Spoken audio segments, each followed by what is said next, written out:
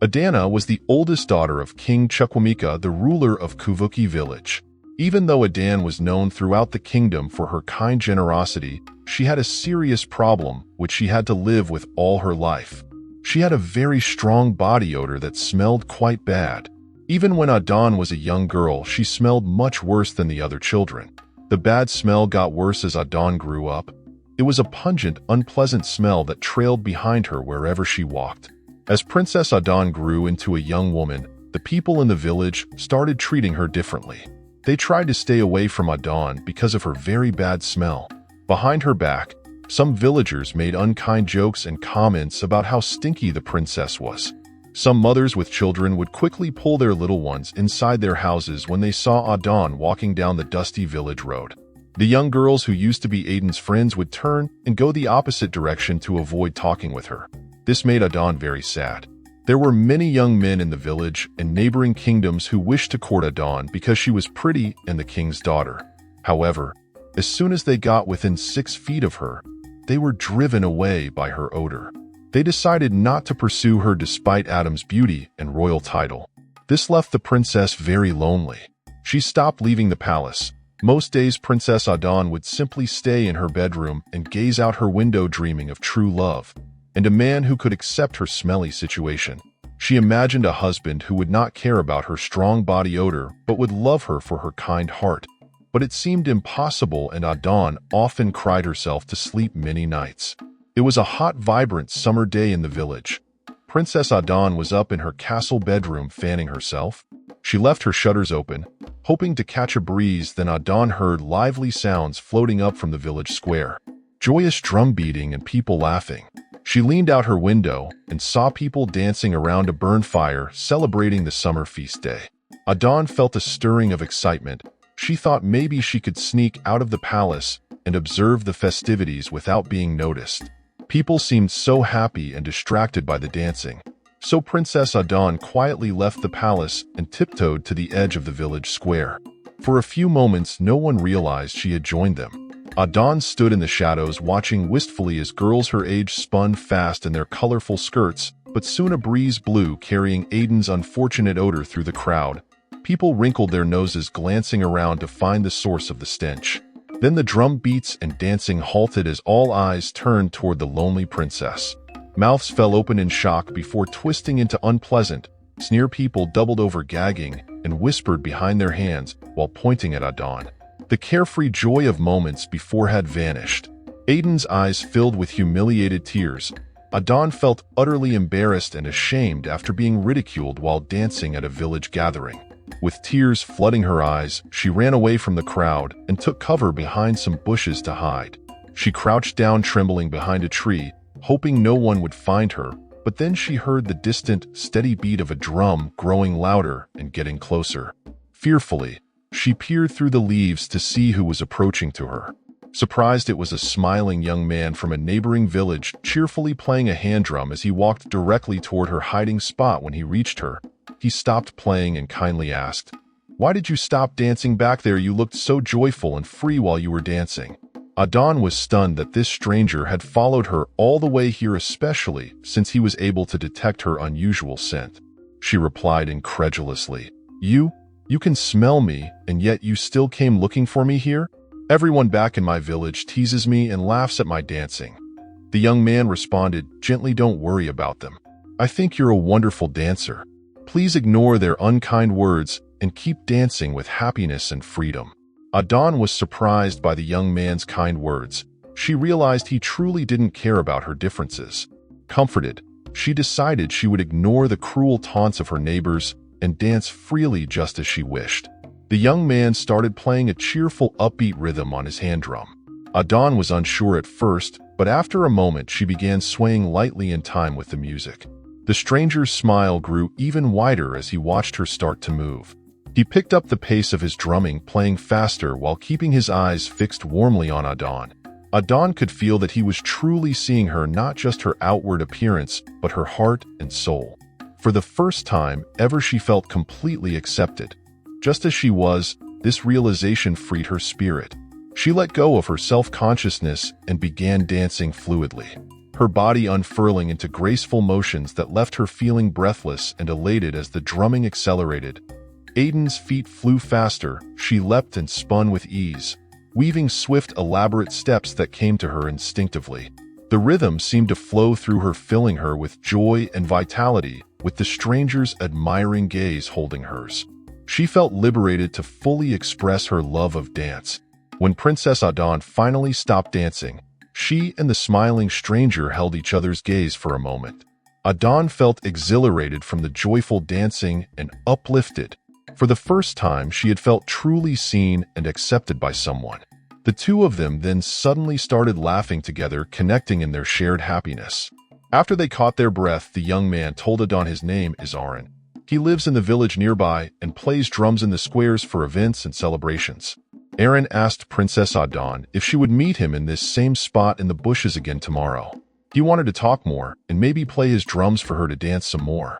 His warm smile and enthusiasm made it clear he had greatly enjoyed their time together. Princess Adon said yes, she would definitely meet Aaron here again tomorrow. Her heart felt fuller and lighter than it had in years. All her life, she had been shunned and lonely due to her odor issues, but this stranger had accepted her and even delighted in her dancing. Adon hurried home, her head spinning, still giddy from the exhilaration of truly being seen. She was overjoyed at having met someone who wanted to meet again.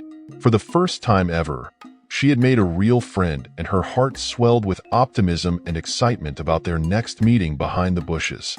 In the coming weeks, Princess Aiden's meetings with Aaron were the highlight of her days. Each afternoon, she would eagerly sneak away to their secret spot in the bushes where Aaron would already be waiting with his drums. The two new friends enjoyed long, lively conversations, telling stories and jokes that had them laugh for hours. While they talked, Aaron often picked up his drumsticks and played energetic rhythms which delighted Princess Adon and inspired her to dance with a freedom and joy she had never known. She let go of all self-consciousness about her lingering odor issues when around anyone. He made her feel so accepted. She was able to lose herself in the music. Her wild, uninhibited dancing enhanced their connection even more. When Adon twirled past Aaron, he looked at her with admiration. For her spirit, her beauty, her essence. Over several weeks, their initial bond grew into a trusting, deep friendship and then budded into warm affection felt on both sides. As Princess Adon fell in love with Aaron and felt his equal caring for her in return, a part of her ached secretly because of their differing stations in life. He a commoner, struggling musician, and she a sheltered royal with an obligation to marry for political ties. She assumed a future together as impossible. Though the princess wished desperately in her most private dreams that social status would not interfere and that they could be bonded in marriage, for she had never felt so happy and accepted as she did with Aaron. One afternoon, as Princess Adon and Aaron sat closely talking and laughing as usual, he reached over and gently took both of her hands, and his expression changed to become serious and full of emotion. Aaron told Adon that he cared for her deeply and wanted them to be together forever. He asked her to marry him, exclaiming his wish that their two villages could be joined through their union. Aaron said he didn't care about royal customs or getting permission. He only knew that being with Adon made him truly happy, and he wanted them to build a life bonded in love. Princess Adon was overcome with joy at his heartfelt proposal. She cried tears of happiness, having wanted nothing more than to be Aaron's wife, but assumed it could never come to pass. Adon felt she didn't deserve such a wonderful man, willing to overcome all social barriers to declare his unconditional love for her. In her excitement, Adon threw her arms around Aaron, whispering yes against his smiling lips as they shared a long, tender kiss. She had never imagined a love so freeing could be hers. When they finally pulled back, faces flushed and beaming with giddy smiles, the lovers made enthusiastic plans, still high on new possibilities. The princess and the drummer boy agreed they must share the wonderful news with both of their families right away. They would first ask Aiden's parents, the king and queen, for permission to marry, then travel to Aaron's village to gain his family's approval and blessing too. The ecstatic pair clasped hands tightly as they set off on their new journey together towards a future as husband and wife. However, soon after their engagement, an immense tragedy struck the villages, and Princess Adon's happy new world came crashing down. A deadly, fast-spreading plague swept swiftly through the countryside. The early symptoms were a raging fever and skin covered in large boil-like blisters. Within days, those infected would go into violent fits of madness, then fall deathly still. It was a horrific and painful way to die. In desperate efforts to contain the terrifying outbreak, leaders of the 4 neighboring villages made the decision to completely seal off their borders. No one was permitted to travel between the towns for any reason. If villagers tried to flee, they would be captured and quarantined or even killed on sight by fearful guards. As the plague raged on, week after week, residents hid in their family homes, terrified to interact with anyone who might be infected. Friends and neighbors boarded up their doors and windows, only emerging briefly for provisions before scurrying back to self-imposed isolation. For Princess Adon, weeks horribly turned into months of being cut off entirely from her beloved Aaron. She was trapped within the palace as the plague circled hungrily. All Aiden's hopeful joy at a future with Aaron faded into a daily fear for his safety without any way to reach him. The villages remained frozen in their quarantine isolation for endless months. As the plague ran its course, Adon and Aaron could only pray the other was still alive. Despite isolating herself within the royal palace, eventually, Princess Adon awoke feverish with the terrifying red boils beginning to spread across her arms. The plague had reached her. The princess grew gravely ill. Over subsequent days her body raged in fevers so severe that her dressing gown and bed sheets were constantly soaked through with sweat. The crushing fatigue from fighting the illness left her down too weak to even lift her head for sips of water. Seeing their eldest daughter suffering so much was agonizing for the king and queen. They desperately tried every traditional remedy and modern medicine. The royal doctor offered up from herbal baths to maggot pusses meant to draw out the disease, but nothing worked to ease Aiden's worsening condition. The situation became dire as the ghostly, pale, and motionless princess seemed to slip away before their eyes. Finally, in despair, the queen recalled an obscure tonic an old village woman had once brewed when Adon was little. Though repulsed, she had the doctor mix the potion made of bitter roots and a week's old animal blood. They gently spooned the revolting concoction into Adon's mouth. Miraculously, just a day later, the princess finally stirred over. The next week, under round 3 o'clock, the strange medicine along with the queen's loving touch slowly brought Adon back from the brink of death. Though still very frail, Princess Adon had survived the illness that had killed scores of others. Overjoyed, her parents wept thankful tears as their daughter's fever broke fully and she managed to take her first walk. After several more days of rest and recovery, Princess Adon finally felt strong enough to carefully stand up from her sick bed, still quite unsteady on her feet after so long. Prone and weak from fever, she shuffled slowly across the room with one hand trailing the wall for balance. Adon made her way to a mirror standing in the corner. As she peered anxiously at her reflection, the princess gasped aloud in shock. She barely recognized herself. The plague's vicious fever had tormented her body for so many days that her skin now looked fresher, but most incredibly, as Adon lifted her arm hesitantly to her nose for a sniff, she discovered not a hint of her chronic lifelong body odor lingered anymore. The prolonged feverish sweating must have somehow purged the smell entirely from her pores. Princess Adon let out an ecstatic laugh, twirling experimentally while inhaling her now sweet-scented skin. In delighted disbelief, this wonderful cure was like a miracle. Words couldn't express her euphoria to finally be free of the odor that had plagued and isolated her since childhood. Nearly weeping in her happiness, Adon rushed excitedly to share the glorious news with her parents, the king and queen. She wanted everyone to know immediately that the infection which had nearly killed her had instead brought astonishing new confidence and joy into her life. After many more months, finally, the rampant plague began dying away and the strict quarantines on the villages could be lifted at last. As Princess Adon walked through the main gate of the castle for the first time in over a year, she held her breath nervously. She still remembered vividly the last time she had tried to join festivities in town only to be met with the usual cruel recoils, whispered insults and people pulling their children away to avoid her stench. But amazingly today, no one shied from Aiden's approach. Villagers paused their revived marketplace, bartering to gaze in admiration as the princess floated by. Adon was startled to hear praises called out for her graceful bearing and glowing health. Some even cautiously stepped nearer, wide eyes drinking in her beauty, looking entranced in her presence. The local young men in particular couldn't seem to stop boldly watching the princesses. For the first time, Adon moved through her kingdom, feeling strong, confident, and truly accepted. It seemed over the course of the plague's horrors, her cured odor and new, uplifted confidence had transformed her into a village belle that no one could ignore. Princess Adon was dizzy with the thrill of acceptance and admiration from the villagers she used to hide from. Caught up in self-pride over her cured odor and newfound beauty, she had nearly forgotten her loyal love Aaron. But walking through town, she spotted a familiar figure bounding eagerly down the road towards her. It was Aaron, her dear friend, companion, and bridegroom-to-be, whom she hadn't seen in over a year since the plague hit. Adon's first eager impulse was to run straight into his arms with teary relief for his safety, but she caught herself short, doubt surfacing. Surely now she was too high above someone of common status like Aaron. She was a pampered royal and he a drummer boy without notable wealth or family name to elevate him. Thoughts swirling insecurely. The princess composed her face into a formal, distant mask before Aaron's could reach her. When he did, the drummer boy was grinning.